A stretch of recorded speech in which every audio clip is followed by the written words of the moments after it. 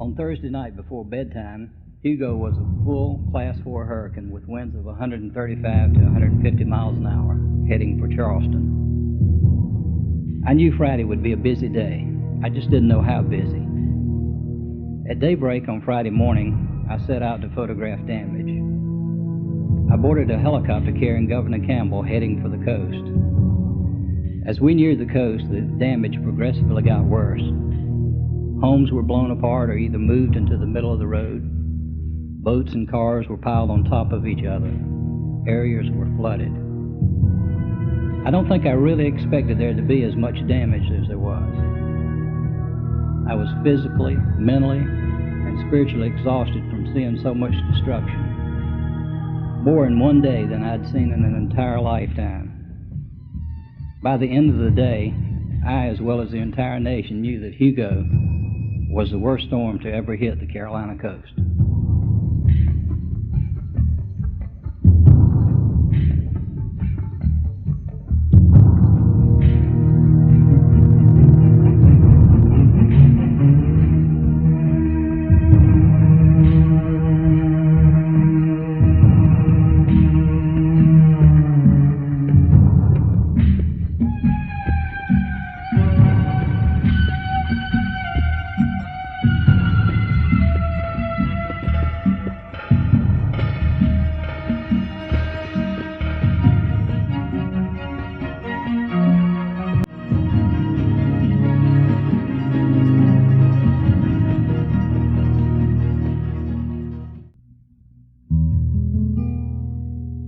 A few weeks after the hurricane, we started focusing on recovery stories. I was sent back to Isle of Palms and Sullivan's Island, 2 islands outside of Charleston. I found the island residents amazingly resilient, probably in part because the island people are a really tough breed who really love their island, but also because there wasn't much of a choice.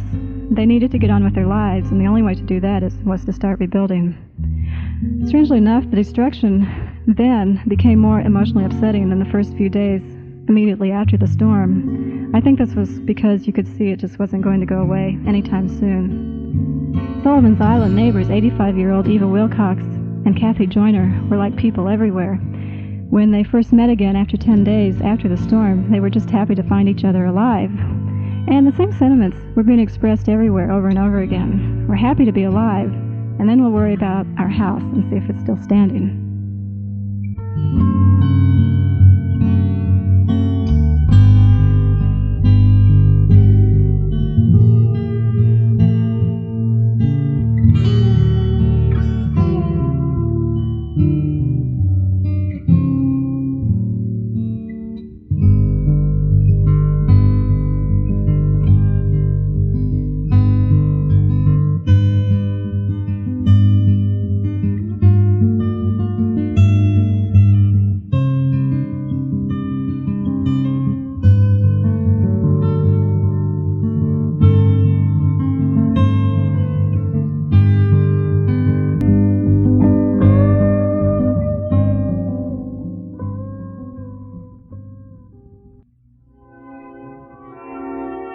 Having survived the worst 6 hours of my life, I thought I could relate to everyone that was affected by Hugo. But as I went around photographing Charleston and the Low Country in the days following the storm, I began to realize that my fear only lasted about 6 hours.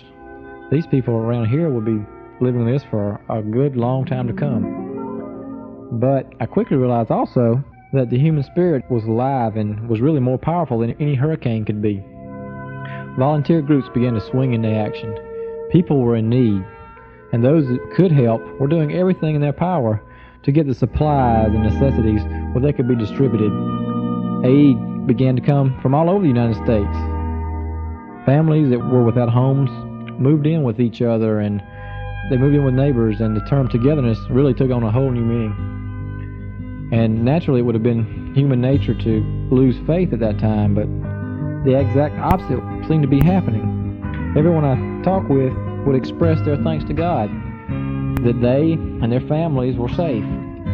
At a time that all seemed to be lost, the love that was shown from people from far and wide was a sure sign that South Carolina was on the road to recovery.